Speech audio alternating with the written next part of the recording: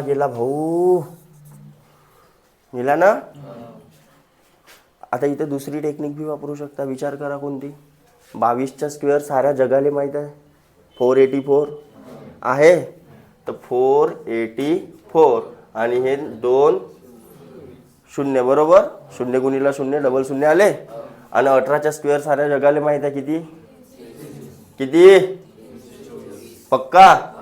आणि हे 2 शून्य.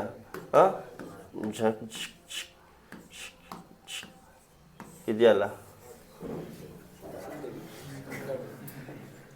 ठीक आहे. काय म्हणलं होतं मी ना पहिलेच, ऑब्झर्वेशन पॉवर. मला पहिलेच समजला होता. पण आपला सगळ्याचा फ्लो कुठं चालू आहे, कशावर चालू आहे. पुरायचं लक्ष कुठं फोकस होता, फॉर्म्युले. पुरायचं लक्ष कुठं फोकस होता, समजून राहिले. तर कधी कधी असा होते. टेन्शन हायपर व्हायचा नाही एक्झाममध्ये. मी साला एवढा टाइम गेला हा तर साला.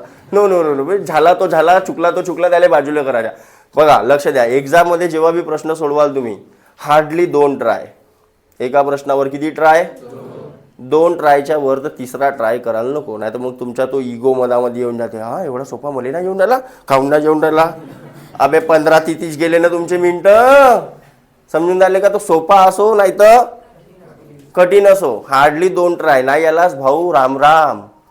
नेक्स्ट गोष्ट कळली. कारण टाइम थांबणार आहे का, टाइम नाही थांबणार आहे तुमच्यासाठी. तर जास्त हुशार बनायचं नाही. एक्झाममध्ये पुरा गब्दू बनून जायचा.